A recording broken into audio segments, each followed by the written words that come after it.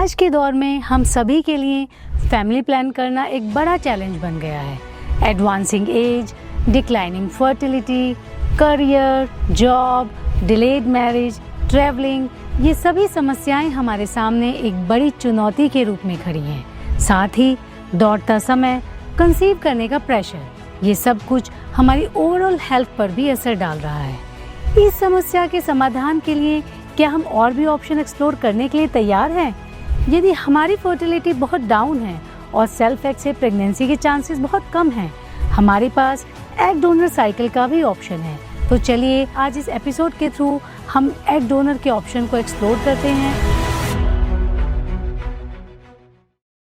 नमस्ते and welcome to a new episode of a podcast series donor egg cycle, where we explore the complexities of today's modern life. We have with us very well-renowned doctor, Dr. Beena Muktesh, who is an esteemed IVF specialist and clinical director at Motherhood Hospital, Sector 57 and Silverleaf Fertility Center. Ma'am ने अपने compassion, expertise और passion से thousands of couples को उनकी family complete करने में बहुत योगदान दिया है। We welcome you to the show, ma'am. Thank you Pallavi, thanks for inviting me. Ma'am आज का टॉपिक एक बहुत ही इम्पोर्टेंट टॉपिक है, donor egg cycle. Ma'am what is donor egg cycle program? ये डोनर एग साइकिल प्रोग्राम है क्या? देखिए, डोनर एग साइकिल का मतलब होता है कि यदि किसी लेडी के एग्स एकदम कम हो जाए या नहीं रहे और उन्हें प्रेगनेंसी चाहिए, तो वो डोनर एग साइकिल पे जा सकती है। मतलब कि वो किसी और लेडी से डोनर्स एज ए डोनर वो उनको डोनेट करेंगी एग्स, और वो डोनर एग्स यूज़ करके उनके हस्बैंड के साथ में फर्टिलाइज करा के जो प्रेगनेंसी बनेगी वो रेसिपिएंट के यूट्रस में डाली जाएगी। इसका मतलब कि डोनर ने अपने एग्स डोनेट कर दिए, she has no connection, now she goes we got the egg, हमें एग्स मिल गए, हमने रेसिपिएंट के हस्बैंड से उसको फर्टिलाइज कराया और रेसिपिएंट के ही यूट्रस में डाल दिया। तो इस तरह से होता है कि हम डोनर साइकिल्स करते हैं उन लोगों के लिए जिन लोगों के पास बिल्कुल एग्स नहीं होते, एज ज़्यादा होती है, क्वालिटी बिल्कुल अच्छी नहीं होती, 2-3 साइकिल सेल्फ साइकिल करा चुकी हैं, कोई रिजल्ट नहीं आता, वो लोग डोनर साइकिल करवाते हैं। मैम यहाँ रेसिपिएंट से आपका क्या मतलब है? रेसिपिएंट कौन लेडीज हैं? रेसिपिएंट का मतलब होता है कि एक कपल है, उनको प्रेगनेंसी चाहिए, they want to conceive, but lady के पास बिल्कुल भी एग नहीं है और हस्बैंड के स्पर्म्स ठीक हैं या नॉर्मल हैं, तो वो लेडी कहाँ से एग लाएगी? वो किसी से डोनेट कराएगी। अगर किसी से डोनेट कराया और उसने रिसीव किया, उसी को रेसिपिएंट करते हैं। इसका मतलब इंटेंडेड कपल जो प्रेगनेंसी करना चाहते हैं, एग्स नहीं है, इसलिए उन्होंने डोनेट कराया और वो रेसिपिएंट कहलाते हैं। Okay, I think it is clear now ma'am. Ma'am what is the selection criteria for this donor eggs? देखिए, कुछ सिलेक्शन क्राइटेरिया तो गवर्नमेंट की तरफ से होते हैं, ART लॉ की तरफ से होते हैं। Any lady, married lady can become a donor whose age is between 23 years to 35 years. Another criteria from ART law is that they should have one child at least before. Why? Because अगर उनके पास एक भी pregnancy या बच्चा पहले नहीं है, तो मालूम नहीं कि वो लोग दोबारा से जब अगर एग देंगी तो वो फर्टिलिटी उनमें होगी या नहीं होगी, और एक बच्चा उनको होना ज़रूरी है, तभी वो डोनर बन सकती हैं। Ma'am what are the blood investigations या क्या टेस्टिंग है जो इन डोनर फीमेल्स के लिए कराई जाती हैं जिसके बाद भी सेलेक्ट है? देखिए, सबसे पहले जो सिलेक्शन का क्राइटेरिया होता है वो ये होता है कि हमें उस तरह की डोनर लेनी पड़ती है जिसका ब्लड ग्रुप या तो हस्बैंड से मिलता हो या वाइफ से मिलता हो, उन दोनों में से मिलता हो। मान लीजिए किसी का ए है और डोनर हमें ए मिल गई, तो गुड एनफ। हस्बैंड का ए भी है तो हम बी वाली डोनर भी ले सकते हैं, ओ वाली डोनर भी ले सकते हैं। इसीलिए उन लोगों का हम एज अ डोनर लेते हैं जिनका ब्लड ग्रुप मैच करता है। उसके बाद क्योंकि ये IVF साइकिल होती है, तो जो जो इन्वेस्टिगेशन हमें IVF में कराने पड़ते हैं वो सारे इन्वेस्टिगेशन हम डोनर साइकिल में करते हैं। For example, complete blood count, urine routine, urine culture, viral markers, blood sugar, thyroid, prolactin और ovarian hormone, FSH, LH, E2, progesterone, हर तरह का टेस्ट जो इम्पोर्टेंट है वो हम, जो IVF साइकिल के लिए इम्पोर्टेंट है, वो हम डोनर का कराते हैं। तो इसी तरह से जो अगर डोनर के सारे ब्लड टेस्ट नॉर्मल हैं और उसकी एज 23 से 35 के बीच में है, उनको एक प्रेगनेंसी है और वो मैरिड हैं, उनको हम एज अ डोनर सेलेक्ट करते हैं। इसके अलावा अब हम और क्या देखते हैं, डोनर की ओवरीज देखना बहुत ज़रूरी है। कभी कभी डोनर तो यंग होती है, सारे क्राइटेरिया में फिट होती है, लेकिन अगर हम अल्ट्रासाउंड करके देखते हैं तो उनके एग्स, खुद के एग्स इतने अच्छे नहीं होते, तो वो कहाँ से डोनेट करेंगे? तो उनके पास तो सफिशिएंट एग्स होने चाहिए, तभी तो वो डोनेट करेंगे। तो ये हमें अल्ट्रासाउंड से पता लगता है, AMH से पता लगता है कि उनके में कितनी देने की कैपेसिटी है, उनके खुद के एग्स कितने हैं। तो इसीलिए अल्ट्रासाउंड और AMH भी बहुत ज़रूरी होता है डोनर सेलेक्ट करने से पहले। Okay. Ma'am, are they tested for sexually transmitted disease also? Yes, वो वायरल मार्कर्स में आ जाता है ना सारा, HIV, Australia antigen, VDRL and hepatitis C, ये सारे इसमें सेक्सुअली ट्रांसमिटेड डिजीजेस, VDRL है, HIV सेक्सुअली ट्रांसमिटेड है, Okay. तो ये टेस्ट हम कराते हैं। Okay. Ma'am, are they tested for the genetic diseases also? नहीं, देखिए जेनेटिक डिजीज में टेस्ट करना इज नॉट दैट इजी, और हर डोनर का जेनेटिक टेस्ट नहीं होता, और नहीं ये कहीं पे मार्क्ड है कि एक टेस्ट कराने चाहिए। यस, हम एक तो उनका IQ देख लेते हैं, जब भी हमारे पास डोनर आती है तो हम देखते हैं उनका IQ कैसा है, और हम देखते हैं उनका जो बेबी है इज दैट नॉर्मल, या हम उनसे हिस्ट्री लेते हैं कि क्या नॉर्मल है, इसी तरह से हम उसको सेलेक्ट करते हैं, पर जेनेटिक टेस्ट नहीं करा जाता। ओके मैम, क्या इनका साइकोलॉजिकल इवैल्यूएशन भी कराना जरूरी होता है या कराया जाता है? जी हाँ, साइकोलॉजिकल इवैल्यूएशन तो जब हमारे पास आती हैं तो हम खुद ही देख लेते हैं कि वो कितनी बैलेंस्ड है, कितनी इम्बैलेंस है, डिप्रेशन में तो नहीं है, will they be able to stand the cycle and all. और अगर कोई पेशेंट ऐसा लगता है हमें डिस्टर्ब है, तो हम उसका एक साइकोलॉजिस्ट से भी इवैल्यूएशन करा लेते हैं, तो वो भी करा सकते हैं, ऐसा कोई इशू नहीं है कि हम साइकोलॉजिकल इवैल्यूएशन होना तो ज़रूरी है डेफिनेटली। ओके मैम, ये डोनर एग साइकिल का प्रोसीजर होता कैसे है? लाइक किस दिन से डोनर का इंजेक्शन स्टार्ट करते हैं, रेसिपिएंट्स का क्या रोल है?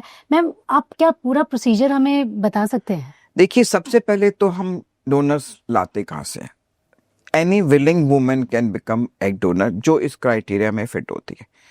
सबसे इम्पॉर्टेंट चीज़ है जो ये बोला गया है कि एक डोनर लाइफ टाइम में एक ही बार डोनेट कर सकेगी, which is in the ART law. तो एक बार डोनेट करने कैसे मालूम पड़े? आज एक पेशेंट हमें दे के जाती है, दूसरी क्लिनिक में जाती है, तीसरी क्लिनिक में, अलग अलग, तो these all donors need to be registered in ART bank. ART bank should be registered with ART law.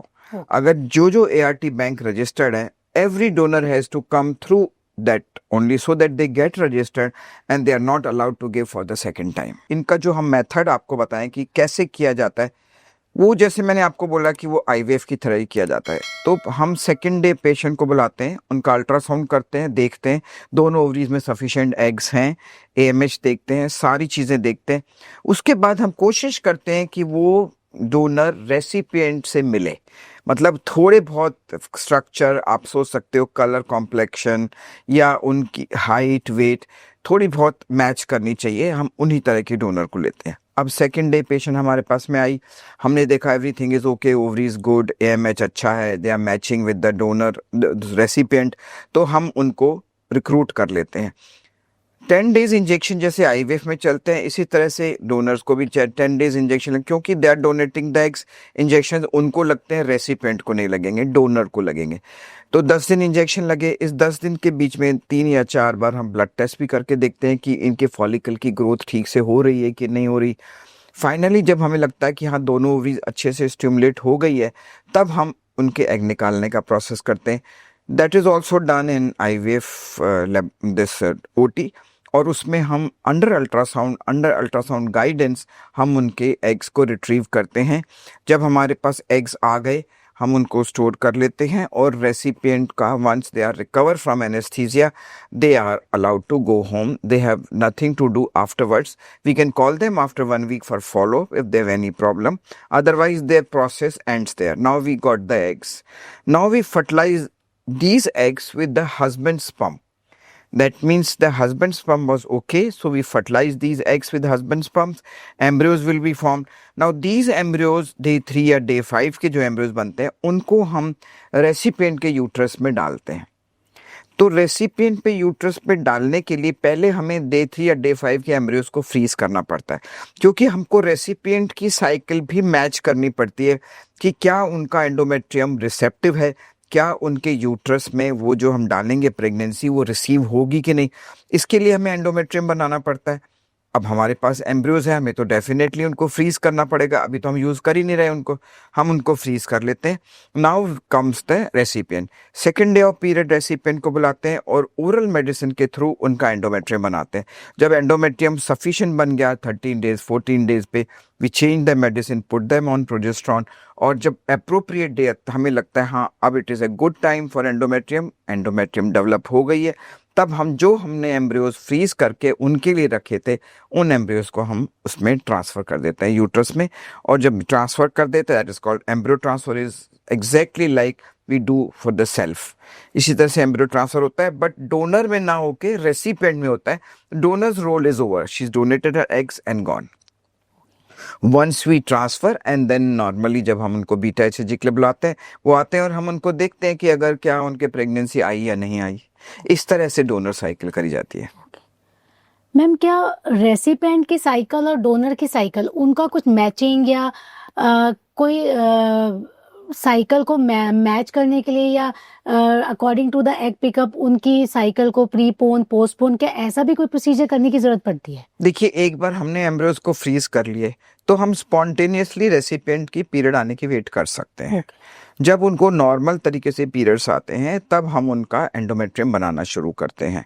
तो पहले जब हमारे पास फ्रीजिंग फैसिलिटी नहीं होती थी तब हम मैच करते थे कि जब उनका डोनर हो तभी हम रेसिपिएंट को डाल दें, बट आजकल ऐसा नहीं होता। सारे हम डोनर साइकिल्स को के एम्ब्रियोज बना के हस्बैंड के स्पर्म से मैच करके बना करके और उनको फ्रीज कर देते हैं, और जब रेसिपिएंट की अप्रोप्रिएट एंडोमेट्रियम बन जाती है तब हम उसको एम्ब्रियो को रेसिपिएंट के यूट्रस में छोड़ देते हैं। ओके मैम, क्या ये कंपैटिबिलिटी डोनर एग के साथ हस्बैंड की स्पर्म की कंपैटिबिलिटी होगी या नहीं, क्या इसके लिए भी कुछ टेस्टिंग होता है पहले? कोई ज़रूरत नहीं है। जो भी डोनेट करती है लेडी उसके हस्बैंड के साथ कंपैटिबिलिटी रेसिपिएंट के हस्बैंड के साथ कंपैटिबिलिटी होती है, उसको अलग से टेस्ट करने की कोई ज़रूरत नहीं है।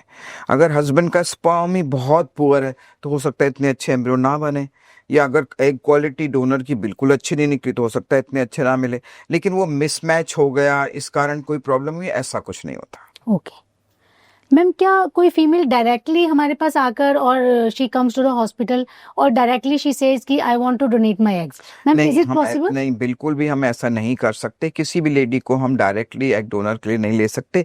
दे have to come through the bank, और भी फॉर्मेलिटीज होती हैं। When they come through the bank it has to be registered bank, जिनके थ्रू वो रजिस्टर होकर के हमारे पास आएंगी। फिर उनका एक एफिडेविट भी बनता है जो कि रेसिपिएंट और डोनर के बीच में बनता है, तो उस एफिडेविट के बेसिस पे हम सेलेक्ट कर लेते हैं, और उस लेडी के डोनर के जितने भी एग्स निकले वो सारे एग्स पर रेसिपिएंट का हक होता है, हम उसको इधर उधर बांट नहीं सकते। मैम, एक डोनर से लिए गए एग्स को क्या हम एक रेसिपिएंट से बढ़कर 2 रेसिपिएंट्स में ऐसे भी डिवाइड कर सकते नहीं, हैं? बिल्कुल भी अलाउड नहीं है। जिस रेसिपिएंट के लिए हम उस पर्टिकुलर डोनर को रिक्रूट करते हैं वो उस डोनर के एग्स का हक केवल उन्हीं रेसिपिएंट को होता है जिनके लिए वो रिक्रूट हुई हैं। ज़्यादा मिले या कम मिले उससे कोई ज़्यादा नहीं कि ज़्यादा मिल गया चलो किसी और को दे दें, ऐसा बिल्कुल भी नहीं होता। ओके मैम, क्या डोनर सिलेक्शन में रेसिपिएंट्स का रोल रहता है इन द सेंस कि वो अपनी स्पेसिफिकेशंस बता सकते हैं या उसको देख सकते हैं, उससे मिल सकते हैं? देखिए, डोनर को कभी भी रेसिपिएंट से नहीं मिला सकते, अलाउड ही नहीं होता। यस, स्पेसिफिकेशन हम ये बता सकते हैं उनको कि उसकी हाइट क्या है, डोनर की वेट कितना है, कलर ऑफ आइज क्या है, और उसकी हेयर कलर क्या है, और एजुकेशन लेवल बताना बहुत ज़रूरी नहीं है, और उनके सारे ब्लड टेस्ट उनके साथ शेयर कर सकते हैं। If they are okay, blood group उनके हस्बैंड और वाइफ के अकॉर्डिंगली होना चाहिए, इन सब बातों का। लेकिन हमको ये ब्राह्मण चाहिए, हमको वैश्य चाहिए, हमको ये चाहिए, पंजाबी चाहिए, ऐसा कुछ नहीं होता। Donor is a donor. At the most some people give little specification, हम उनको रेस्पेक्ट करते हैं कि अगर हमें मुस्लिम चाहिए, हमें हिंदू चाहिए, तो हम वो उसका थोड़ा रेस्पेक्ट करते हैं। अदरवाइज कोई एजुकेशन लेवल की ज़रूरी नहीं है कि एजुकेशन लेवल अच्छी हुई तो डोनर अच्छी हो गई, ऐसा कुछ नहीं है। ये तो डिपेंड करता है, अगर कोई बच्चा पढ़ लेता है तो पढ़ लेता है, ज़रूरी नहीं है वो नहीं पढ़े तो नहीं पढ़े। इसका मतलब ये नहीं कि अगर वो बहुत ज़्यादा पढ़ी लिखी होगी तो बहुत अच्छी होगी, और अगर उसकी एजुकेशन इंटर होगी या 12th तक होगी तो वो थोड़ी कम है, ऐसा बिल्कुल भी नहीं होता है। ओके मैम, जो फीमेल एग्स डोनेट कर रही है, क्या उस फीमेल के हस्बैंड का भी कोई रोल है, या उसके हस्बैंड की के कंसेंट का इधर ही इज विलिंग और नॉट, तो that female can donate the eggs? नहीं, एक्चुअली अगर तो डोनर मैरिड है तो हमको हस्बैंड का कंसेंट लेना पड़ता है। Husband has to agree that my wife is ready to donate. और एक जो सबसे इम्पॉर्टेंट लॉ के हिसाब से होता है और जो एफिडेविट में लिखा जाता है, एक बार उसने डोनेट कर दिया तो उसके हस्बैंड का या उसका खुद का उन एग पे कोई हक नहीं होता है। They just leave their rights on those eggs, they have already donated it. उनसे प्रोड्यूस हुए बच्चों पर उनका कोई हक है या वो मिल सकते हैं या उनसे कोई बात, ऐसा बिल्कुल नहीं होता। They have donated and they gone. तो ma'am once she has donated the eggs, तो she is not involve after that? No, बिल्कुल भी नहीं इन्वॉल्व होती है। बाकी जब हम उनका एग लेते हैं तो हमको डेफिनेटली उनका इंश्योरेंस वगैरह कराना पड़ता है, सो दैट कभी कोई कॉम्प्लिकेशन हो तो इंश्योरेंस विल टेक केयर। लेकिन once they give their eggs and they are okay and they go home, then they have nothing to do with those eggs. Okay ma'am, insurance की जैसे आपने बात किया, क्या ये इंश्योरेंस रेसिपेंट को अपनी तरफ से कराना होगा या बैंक की तरफ से आएगा इंश्योरेंस? नहीं, इंश्योरेंस तो रेसिपिएंट ही कराता है। जब भी कोई, अगर हम डोनर लेते हैं तो उसका insurance is responsibility of A recipient कि आप उसका इंश्योरेंस कराइए। अगर कोई ऐसा कॉम्प्लिकेशन हुआ तो who is going to bear the brunt, इसीलिए उनका इंश्योरेंस कराया जाता है। मैम, ये जो लेडीज जो एग्स डोनेट करती हैं and the embryo that are produced through those eggs, ma'am क्या हमेशा those are good embryos, like they will always give pregnancy? नहीं, देखिए, डोनर साइकिल की सक्सेस रेट सेल्फ से अच्छी होती है if it's a good donor. अगर कोई डोनर की अच्छी डोनर है और उसके हस्बैंड का स्पर्म, मतलब रेसिपिएंट के हस्बैंड का स्पर्म अच्छा है and with they make good embryo, success rate is better than self. We should understand why. जब इंसान कोई भी सेल्फ साइकिल कराता है तो कोई ना कोई अंडरलाइंग तो डिजीज है, तभी तो उससे आईवीएफ की जरूरत पड़ी है। अगर अंडरलाइंग डिजीज नहीं हो तो हो सकता है नॉर्मली या नेचुरली हो जाता। तो वो अंडरलाइंग डिजीज कभी कभी रोल प्ले करती है और इतना अच्छा सक्सेस रेट नहीं देती as compare to donor. Donor is a healthy donor, उसके पास में एक बेबी है, उसकी फर्टिलिटी अच्छी है, तो उनसे बने हुए एम्ब्रियोज जो होते हैं, सक्सेस रेट, अगर रेसिपिएंट का यूट्रस अच्छा है, उसमें एंडोमेट्रियम की कोई प्रॉब्लम नहीं, तो they are slightly better than self. Okay ma'am, donor egg के द्वारा बने गए एम्ब्रियोज और सेल्फ एग के द्वारा बने गए एम्ब्रियोज, क्या इनकी क्वालिटी में और फ्रीजिंग टेक्निक में या कितने नंबर ऑफ ईयर्स तक उनको फ्रीज किया जा सकता है, क्या इनमें भी कोई डिफरेंसेस है? इसमें कोई डिफरेंस नहीं होता। अगर एग क्वालिटी अच्छी है, स्पर्म क्वालिटी अच्छी है, अच्छे एम्ब्रियोज बनेंगे, चाहे सेल्फ हो या डोनर हो, एक ही बात है। अगर इसी तरह से अगर सपोज करो डोनर की अच्छी है तो डोनर के अच्छे बनेंगे, सेल्फ के अच्छे हैं तो सेल्फ के अच्छे बनेंगे। एम्ब्रियो क्वालिटी जो है वो डोनर या सेल्फ पे नहीं डिपेंड करती।